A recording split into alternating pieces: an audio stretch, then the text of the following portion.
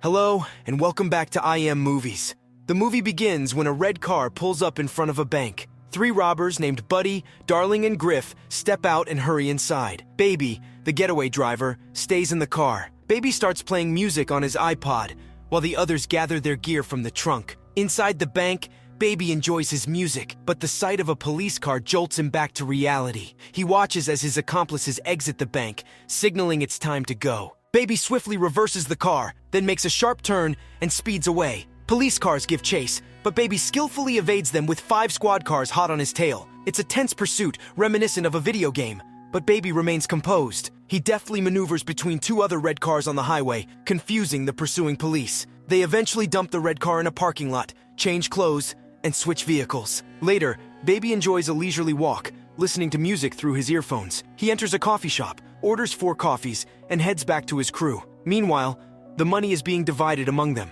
A member named Doc praises Baby's driving skills, but Griff questions his demeanor. Doc defends Baby, calling him a good kid with exceptional driving abilities.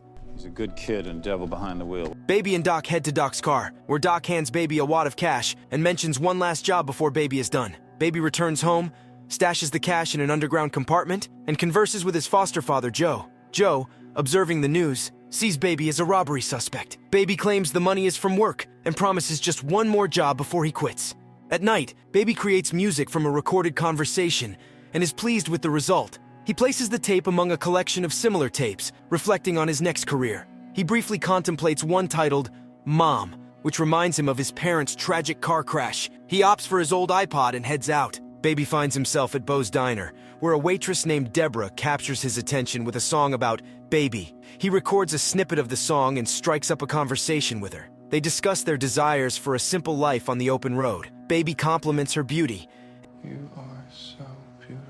And Debora leaves humming the same song. Curious about the song, Baby purchases the record and dances to it at home. Joe, impressed by the positive change Debora brings to Baby's life, approves of her. Doc interrupts their happiness with news of a new job. Baby, Doc, and the crew, including Eddie, No-Nose, JD, and Bats, prepare for the heist. Arriving at the target location, they notice a suspicious man. JD, Bats, and Eddie execute the heist while Baby plays his music. The suspicious man attempts to stop them, ramming their car and firing shots. Baby skillfully evades him, leading to the man's crash.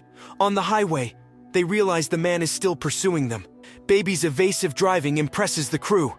They steal a car from traffic, including a woman with a baby, to escape. After switching vehicles, they rendezvous, but JD is missing. Baby and Doc load the stolen money into the car. Doc pays Baby and informs him that he's settled his debt, You're all paid up. but has one last job to do, disposing of JD's body. Baby reluctantly complies. As they crush the car with JD's body, Baby reminisces about his past, including his mother's singing, the gift of his first iPod, and the accident that claimed his parents' lives. This memory prompts Baby to play a song on his iPod, discard his gloves and burner phone, and leave. Baby returns to Bo's Diner, where he encounters Debora again. They bond over music, and Baby opens up about his tinnitus and tragic past. Debora shares her own story of caring for her late mother. They arrange a date, leaving Baby elated. Back home, Baby tells Joe about Debora and gives him the money from Doc, signaling his intention to leave the criminal world. Joe suggests Baby become a pizza delivery driver to bring joy to people. Baby takes the job, impressing his first customer with his speed. Joe hints that Debora is a safer choice than Baby's previous lifestyle. Baby and Debora enjoy a date, but their happiness is interrupted when Doc reveals another job. Baby initially declines, but is coerced by Doc's threats. Debora senses Baby's change in mood but doesn't press further. They plan to meet again the next day. The next day, Doc comes to pick up Baby, and they drive to the post office. Although the job is scheduled for tomorrow, Baby needs to send his nephew Sam inside today to gather information about the place. They need details like the number of customers, employees, security cameras, and whether the security guard is armed. Doc suggests that Baby take Sam with him because it's less suspicious. Sam turns out to be more valuable than just a cover for Baby. While Baby struggles to take note of everything, Sam provides all the necessary information. After Baby buys some stamps, they return to the car, and Baby shares the gathered information with Doc. Doc then drops Baby off at home, and Baby calls Debora to let her know their plans are canceled. Debora questions Baby's return to driving, and he confesses that he thought he had left that life behind. Baby expresses his desire to head west on Route 20 in an unaffordable car with no concrete plans, and asks if Debora is in. She agrees, and they plan to meet soon.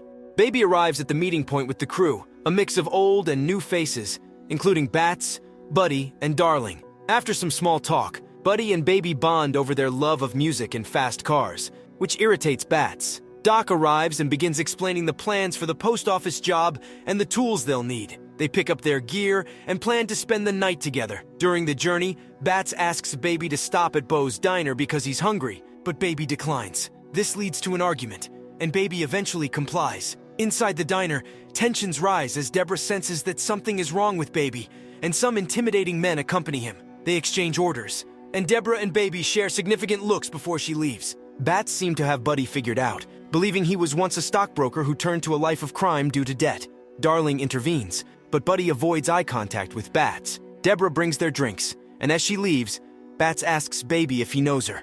Baby denies knowing her and avoids any further confrontation. After leaving the diner, Baby goes to tip Debora, slipping her a napkin with the message, "Road trip 2 a.m." He plans to ditch Doc and the crew, which is bound to create complications. The crew returns to their base, and Doc realizes they didn't use the code word bananas, Did not hear the word bananas. causing him to become suspicious. Doc deduces that the guys they dealt with were cops, and Bats covers up by claiming the cops fired first. However, Doc calls off the job and instructs them to leave town. Bats refuse to run and suggests they face the impending danger head-on, driving into the storm. The crew discusses who will fence the money order since the deal went awry. Bats suggests Buddy has a contact, but Doc wants Baby's input. Baby votes in favor of Buddy's plan, and as he walks away, Doc sees him suspiciously. Baby pretends to conclude a conversation on his recorder and daydreams about Debora.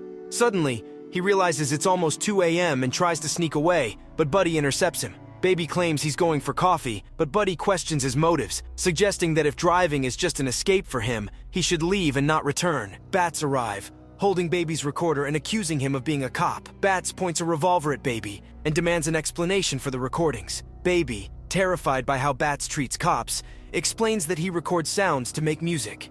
Music out of the words, songs, mixes. It's just something They ask him to play one of his recordings, but he claims they're all at home. In response, they knock him out and retrieve his tapes. When Baby wakes up, he finds himself in front of the entire crew, and his tapes are discarded. The situation has taken a dire turn. Doc questions Baby at the table, but Baby's thoughts are absorbed by anxiety about Joe. When he inquires about Joe, Bats appears, pushing Joe's wheelchair, a troubling sign. Bats puts in a cassette and listens to a recording of his chat with Joe. Darling recognizes a voice on the tape as Debora, the cafe waitress. Buddy wonders if Baby has been discussing their illicit operations with Debora, and Bats demands to know why Baby denied knowing her. Doc, irritated with the scenario, proposes returning Baby to the beginning This fool back to his shithole.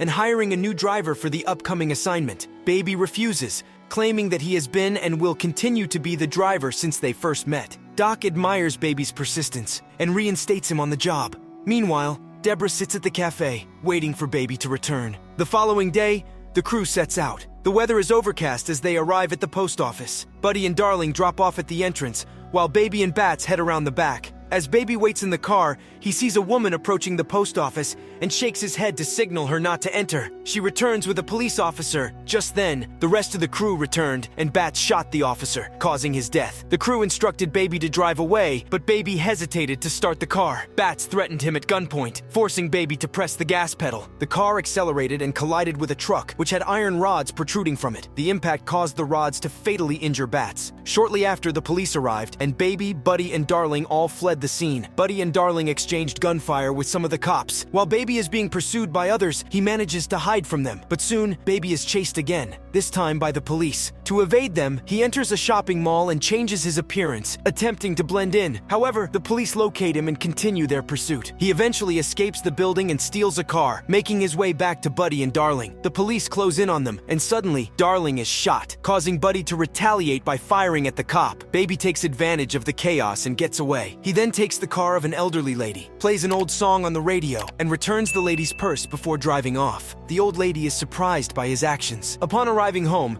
Baby discovers Joe on the floor, the house in disarray. He stashes his money in Joe's jacket, calls Bo's diner, and leaves a message indicating that Baby's coming. Just tell her Baby's coming. He picks up his iPod, carrying Joe to the car. Instead of the car he initially used, he opts for another one. Baby drives Joe to a retirement home, recording a message detailing Joe's life story. Joe asks Baby to take care of Debora, and as a police helicopter from the Atlanta Police Department approaches with its bright lights, Baby vanishes just in time. Baby arrives at Bo's diner, seeking Debora. However, Buddy is also there, armed and questioning Baby's loyalty. As Buddy asks about Baby's feelings for Debora, Baby confirms his love. Yes, I do.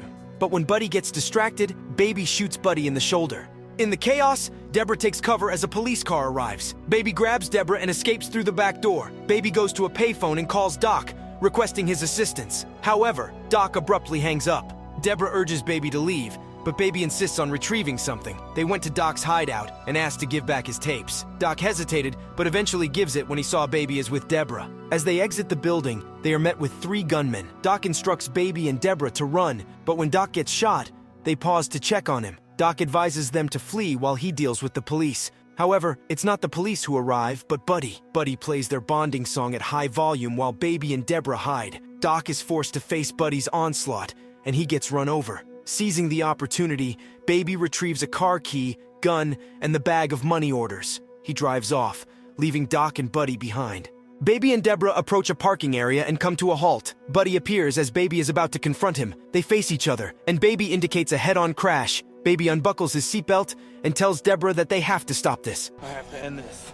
Buddy's car arrives, and Baby gets out of his own car. Debora's pulse beats faster as Baby and Buddy's cars crash, and Baby manages to escape barely in time. Debora observes Buddy's hunt for Baby, but he doesn't see her. Baby reappears in a truck and crashes Buddy's car over the balcony. Buddy jumps out of the car in time to save his life. Baby leaves his car and looks down at the burning police car below, but Buddy emerges from the wreckage, injured but alive. He fires 2 gunshots next to Baby's ears to take away Baby's sense of hearing. In a quick shift of event, Debora hit Buddy's arm with a wrench and Baby grabs the gun, shoots Buddy in the knee. Buddy falls onto the burning car, which explodes, ending the chaos. The next morning, Debora and Baby set off on a journey, but their plans are derailed when they come upon a police blockage on a bridge. Debora tries to run, but Baby stops her. He gives her a meaningful kiss before exiting the car and surrendering to the cops. Baby will stand prosecution for the thefts in which he was engaged. During the trial, the post office cashier and the lady whose car Baby took the time to return testified in his favor. Both show Baby as a non-threatening character who intended no harm. Their testimonial adds to the positive impression of Baby.